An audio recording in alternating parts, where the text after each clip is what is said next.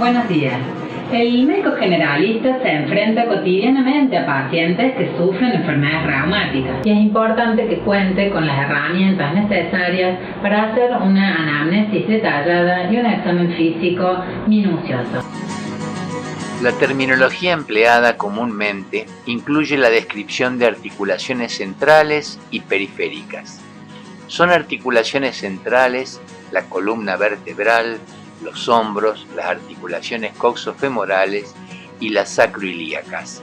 Las demás se consideran articulaciones periféricas. Otros términos que ayudan a la descripción de la semiografía de los síntomas son abducción, si el segmento se separa del eje corporal, y aducción cuando se acerca al eje corporal.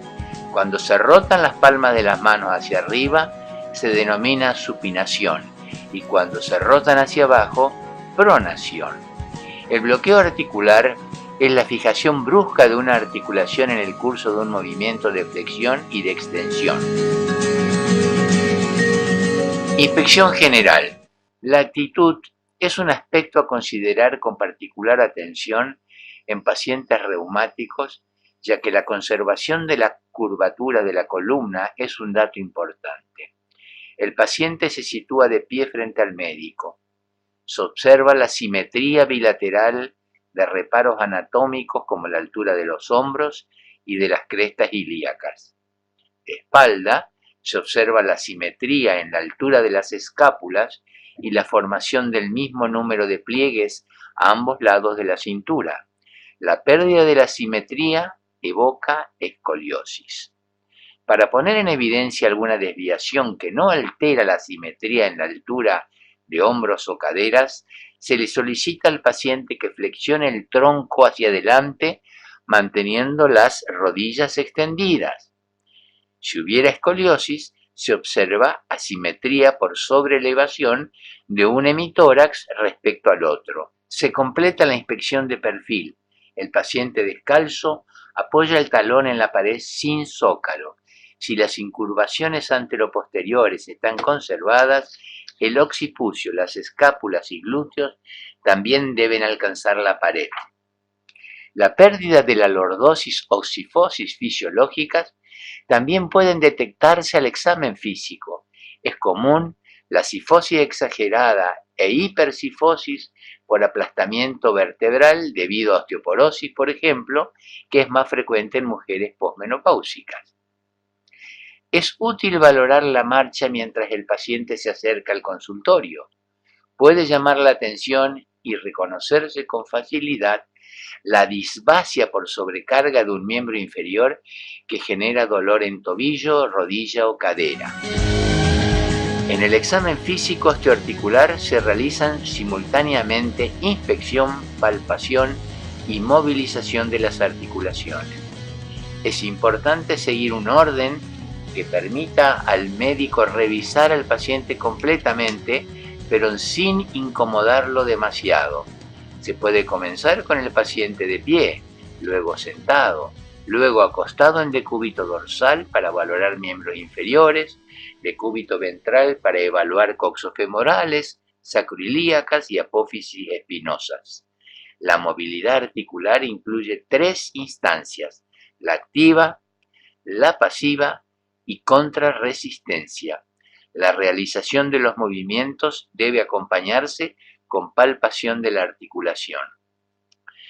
En la columna dorsal, las articulaciones de la caja torácica y las articulaciones interapofisiarias posteriores permiten una muy escasa flexoextensión e inclinación lateral. Por ello solo deben considerarse los movimientos de rotación. Para la expansión, se toma la diferencia entre los valores obtenidos en inspiración y expiración máxima con una cinta métrica a la altura de los pezones en el varón y surco submamario en la mujer. Suele ser mayor a 4 centímetros. La inspección de la piel suprayacente a la columna lumbar puede encontrar una cicatriz de cirugías previas, lo más frecuentes por hernia discal. La columna lumbar permite una flexión de unos 70 grados y una extensión de 30 con una rotación también de 30 grados. Se puede medir la extensión de la columna lumbar baja mediante la maniobra de Schober. Con el paciente en bipedestación se dibuja una marca en la apófisis espinosa de L5 y una segunda 10 centímetros más arriba. El paciente flexiona el tronco sin doblar las rodillas. En condiciones normales, la separación entre ambas marcas debe incrementarse 5 centímetros. Un valor menor indica movilidad lumbar disminuida. La columna cervical permite los movimientos de flexo-extensión, rotación y lateralización. Para la flexo-extensión, el paciente inclina el mentón intentando tocar la horquilla esternal y luego hacia atrás se aleja por lo menos 18 centímetros. El movimiento es a expensas de la articulación occipito-atloidea. La rotación debe ser por lo menos de 60 grados e indica indemnidad de la articulación atloido-axoidea. La inclinación lateral depende de las articulaciones cervicales medias e inferiores y debe alcanzar al menos 30 grados. Tanto rotación como inclinación lateral deben realizarse hacia derecha e izquierda.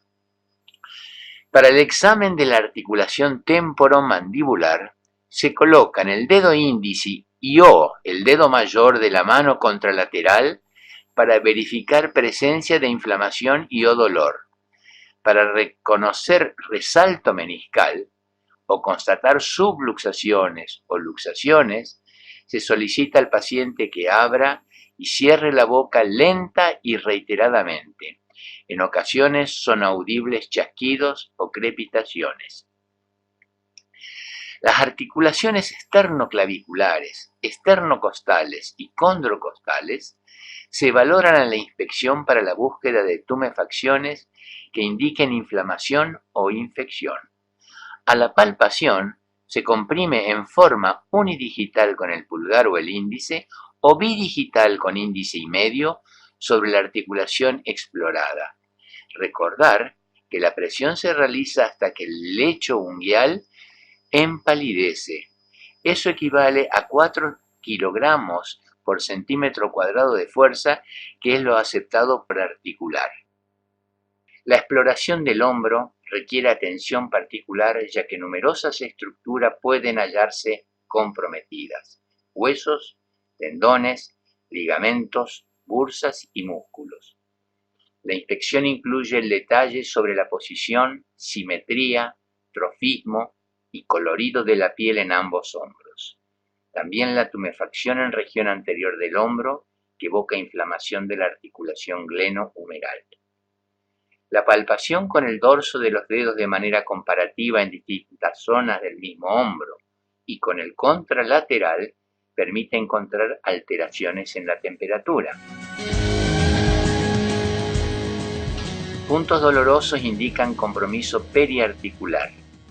La búsqueda de puntos dolorosos como el supraespinoso, trapecio, bicipital, deltoideo, subacromio deltoideo se realiza en forma unidigital, imprimiendo presión hasta notar que parte del lecho ungular empalidece o si el paciente refiere dolor.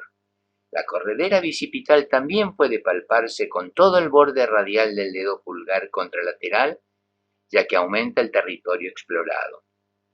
Se solicita al paciente que eleve ambos miembros superiores a la altura de la cabeza, abducción 180 grados, y luego continúa por encima de la misma, flexión 120 a 180 grados. Hacia atrás, se explora la extensión a expensas del músculo deltoides, 90 grados. Para valorar la movilidad del manguito de rotadores, se desplaza el antebrazo hacia afuera para la rotación externa y llevando la mano hacia la zona interescapular para la rotación interna. Si el paciente no puede realizar la movilidad activa por dolor, se intenta la movilidad pasiva. Si se pueden realizar los movimientos, probablemente el problema sea periarticular. Si la movilidad pasiva tampoco es exitosa, la articulación podría estar comprometida. La alineación del codo es de 170 grados hacia afuera, colocando el antebrazo en supinación. La exploración del codo comienza por la búsqueda de ganglios en región epitroclear, de tumefacción en la región retroolecraniana, que puede corresponder a bursa inflamada, a nódulos reumatoideos o a tofos gotosos. La palpación se realiza en la interlínea que se encuentra entre el olecranon y el epicóndilo.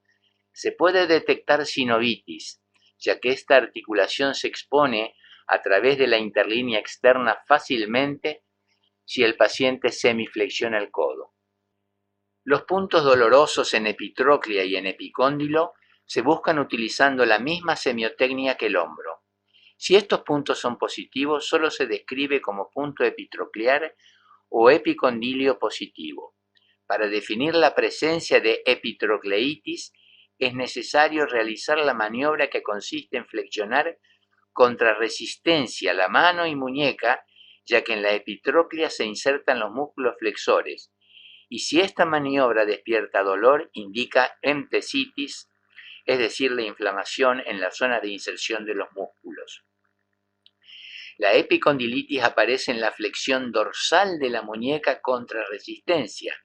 Ambas maniobras requieren la extensión del codo. Cuando son positivas se conocen como codo del golfista y tenista respectivamente. La inspección de la mano incluye la valoración de su conformación. La luxación de las articulaciones metacarpofalángicas da la conformación en aletas de foca. La inspección de los músculos interóseos debe realizarse en la cara dorsal de las manos. En la cara dorsal del carpo, la presencia de una tumefacción circunscripta de consistencia moderadamente firme suele ser debido a un ganglión o quiste sinovial. La palpación del carpo se realiza en cara palmar y dorsal, apoyando los pulpejos en ambos pulgares. La interlínea del carpo entre apófisis cubital y el radio suele demarcarse al mover ligeramente la muñeca.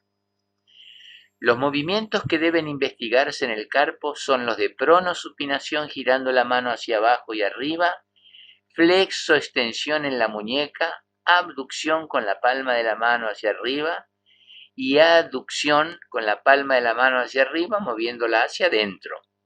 Para los casos de compromiso del nervio mediano por atrapamiento en el túnel carpiano, llamado síndrome del túnel carpiano, existen maniobras que intentan reproducir los síntomas de dolor o hipoestesia o parestesias del territorio del nervio mediano. Observar el trofismo de los músculos de la eminencia tenar. La percepción de atrofia debe acompañarse siempre de la palpación muscular. La atrofia de la eminencia tenar es un signo avanzado de este síndrome. La prueba de Tinel consiste en colocar la muñeca en extensión y percutir suavemente con el martillo de reflejos sobre el ligamento transverso del carpo. Si el paciente padece síndrome del túnel carpiano, sentirá parestesia o dolor en los pulpejos de los dedos pulgar, índice, medio y la región radial del anular.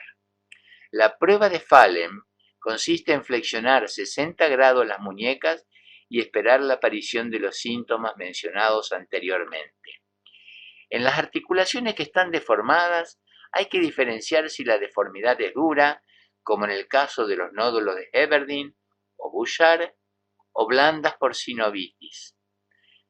La palpación de las articulaciones de las manos se realiza en sentido dorso-palmar con el índice y el pulgar en pinza o con ambos pulgares en metacarpofalángicas.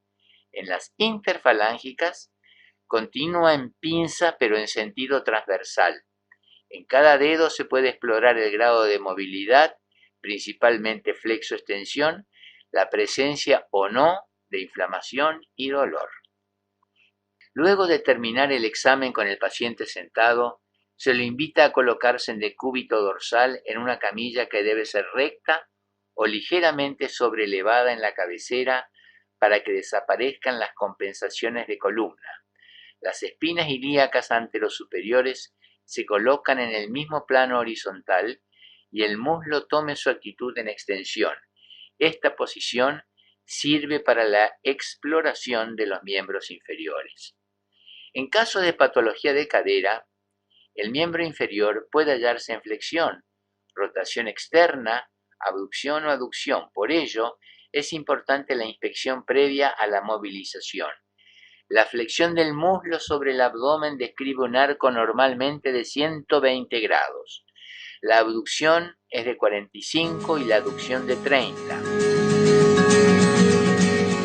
A veces no es tan sencillo el interrogatorio y se pueden realizar maniobras que despierten el dolor.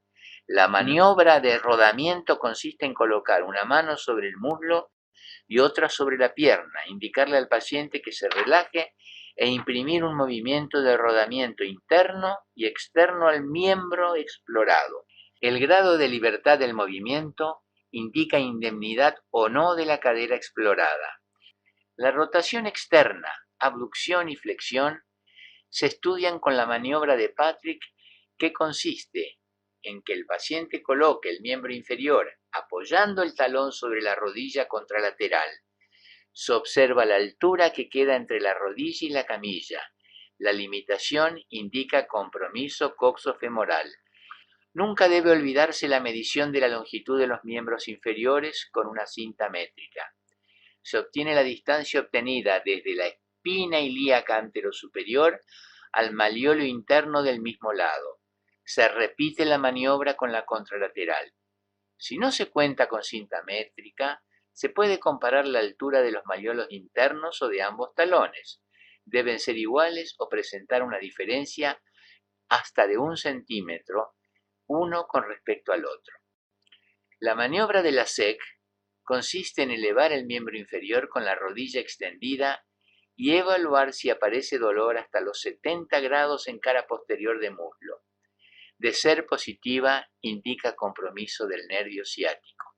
De ser negativa, se puede repetir con la flexión dorsal del pie. Se denomina maniobra de la SEC sensibilizada. Las maniobras para poner de manifiesto dolor por inflamación sacroilíaca consiste en traccionar el ligamento sacroilíaco interno mediante la separación forzada de las espinas ilíacas anterosuperiores, maniobra de Volkmann, o mediante la aproximación de las mismas, maniobra de Eriksen. Para la exploración de las bursas trocantéricas, el paciente debe colocarse en decúbito lateral y se busca la aparición de dolor sobre la bursa del trocánter mayor del fémur. Se palpa a mano llena o de modo unodigital con pulgar o índice. La exploración de la rodilla comienza con la inspección. Es fisiológico un ligero valgo, ya que los ejes del muslo y la pierna forman un ángulo abierto hacia afuera de 175 grados. Cuando la desviación se acentúa, puede denominarse valgo o varo. La palpación incluye la búsqueda de zonas dolorosas a la palpación y termotacto con el dorso de los dedos de manera comparativa. Debe palparse la línea articular a lo largo de los platillos tibiales, la tuberosidad tibial y también la inserción de la pata de ganso donde se encuentra la bursa anserina, que se busca con el pulgar o los dedos 3 centímetros por dentro y por debajo del borde inferior de la rótula. El dolor en la interlínea articular con la pierna en flexión, que aumenta de intensidad al rotar la pierna hacia el lado comprometido, indica meniscopatía. Además puede ocultarse directamente o palparse el resalto meniscal. La maniobra para evaluar los ligamentos cruzados se realiza con la rodilla flexionada en 90 grados y el pie apoyado completamente sobre el plano de la cama. El examinador coloca los pulgares alrededor de la rótula y los otros dedos en el hueco popliteo. Intenta desplazar la pierna hacia adelante y atrás. En caso de ruptura de los ligamentos cruzados, estos movimientos despertarán dolor y se luxaría la rodilla hacia adelante o atrás. El ligamento lateral se evalúa con la rodilla extendida. Con la mano contralateral al miembro explorado, el examinador fija la rodilla del lado interno. Con la otra mano toma el tobillo y empuja la pierna hacia adentro. Normalmente no se aduce, pero si hay ruptura del ligamento lateral, se origina dolor y cierto grado de aducción. Para el ligamento medial, una mano fija la rodilla por fuera y con la otra se ejerce presión hacia afuera, tomando la pierna por el tobillo. La búsqueda de derrame articular puede ser muy sencilla si la acumulación de líquido sinovial es importante. En esos casos, el peloteo rotuliano es evidente. El médico debe fijar la rótula con los dedos medio y pulgar de ambas manos. Con los dedos índices presiona con movimientos rápidos la rótula hacia abajo. Se denomina peloteo rotuliano cuando se percibe el choque de la rótula sobre la superficie femoral.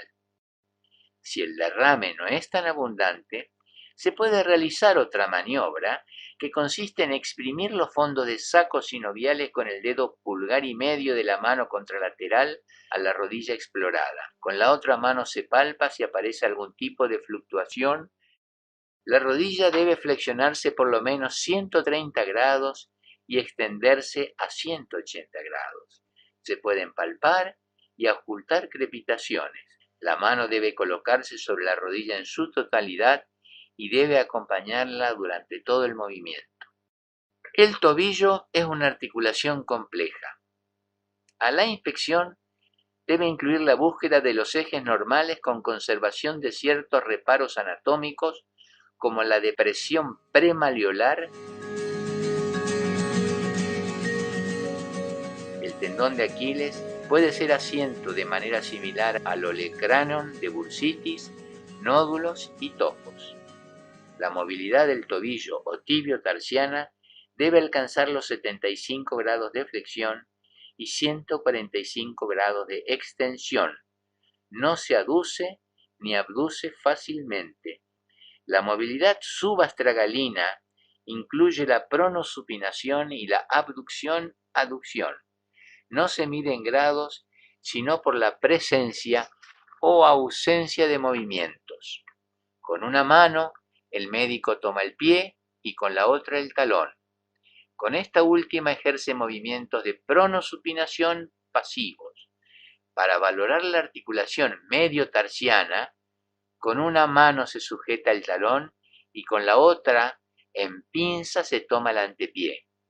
La palpación incluye la maniobra de Poluzón, que consiste en tomar el metatarso en pinza con pulgar e índice y ejercer una presión suave, que en casos de artritis metatarsofalángicas despertará dolor. La inspección de los pies incluye la identificación de deformidades en los dedos.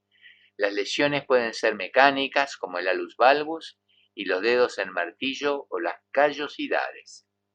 La inspección del pie incluye la valoración del arco longitudinal interno, externo y el arco transverso anterior. Existe un margen de variabilidad sin perturbación de la mecánica del pie. También puede realizarse apoyando el pie sobre el plano horizontal y resistente de la camilla. El examen de los pies debe realizarse con guantes. Debe incluir la búsqueda de intertrigo micótico entre cada uno de los dedos de los pies. La palpación de los dedos se realiza con la misma semiotecnia que en mano y los movimientos a evaluar en cada dedo del pie son la flexoextensión de las metatarsofalángicas e interfalángicas. Por último, se coloca al paciente en decúbito ventral.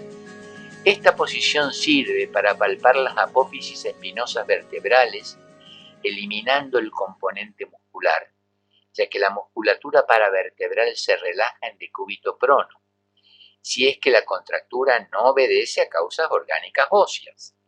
Al movilizar una vértebra desde su apófisis espinosa, esta no debe doler. Se realiza de forma digital con el índice y pulgar. Se apoya el pulpejo del dedo pulgar sobre la apófisis espinosa y el índice por debajo, apoyado por su cara dorsal. Las articulaciones sacroiliacas quedan expuestas para explorarlas por medio de la palpación directa unidigital con dedo pulgar.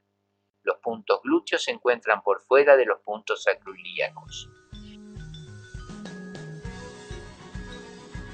Una vez que se ha finalizado con la anamnesis y el examen físico, anotamos en la historia clínica los hallazgos, revisamos los estudios complementarios que pueda haber traído el paciente y solicitamos los que nos falten para corroborar el diagnóstico.